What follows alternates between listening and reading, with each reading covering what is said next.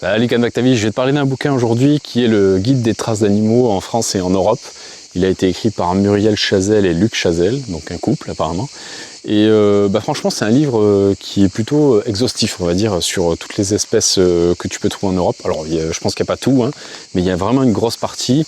Le livre est très très bien imagé. Alors je te montre un gros caca là, sur la première photo, mais les cacas ça fait partie des choses qui permettent de retrouver la trace d'un animal. C'est souvent ça d'ailleurs. Et donc c'est un livre qui est intéressant à avoir dans un...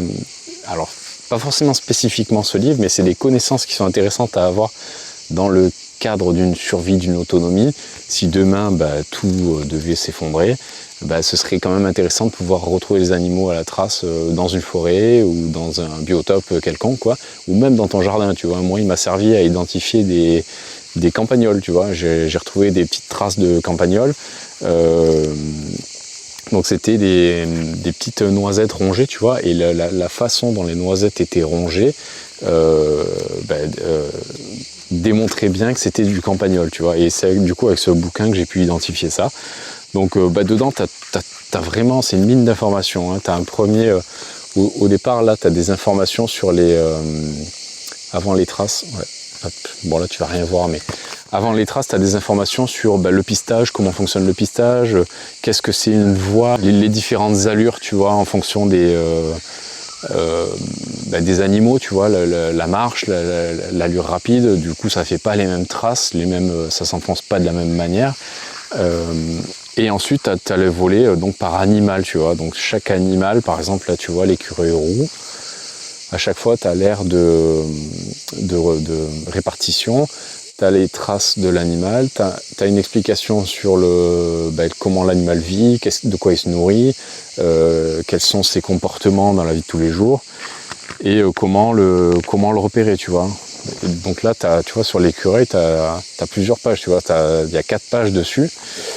Donc c'est vraiment bien foutu, quoi. Et à chaque fois, donc tu as des anecdotes, tu vois, sur les gens qui font ça, quoi, qui font de la photo animalière, ou qui sont chasseurs, ou qui sont écologues. Alors écologue, je sais pas si ça se dit, mais... Et donc du coup c'est intéressant, parce qu'il t'explique comment trouver ça, avec l'expérience, qu'est-ce qui aide le plus, tu vois. Là il te montre, là tu vois, pour l'écureuil, si tu trouves des pignes un peu rongées comme ça, ça c'est typiquement, c'est comment l'écureuil se nourrit, tu vois. Là il te montre tu vois, comment sont mangées les différentes noisettes. Enfin, il y a beaucoup d'images qui t'aident à comprendre le fonctionnement psychologique et comportemental de l'animal, pour pouvoir se mettre dans sa tête et remonter sa piste le plus facilement possible. Alors moi je suis pas un fervent tueur des animaux, tu vois, mais je trouve que ce bouquin est super intéressant pour comprendre la psychologie animale, remonter les pistes, et pourquoi pas faire de la super photo animalière, quoi. Mais bon, après ce livre, c'est toujours pareil, c'est un outil. Il peut être utilisé pour la chasse, il peut être utilisé pour la photo animalière, ou juste par passion, quoi. Juste le frisson d'aller retrouver une piste, remonter une piste, trouver une tanière de renard, trouver plusieurs tanières de blaireaux, tu vois.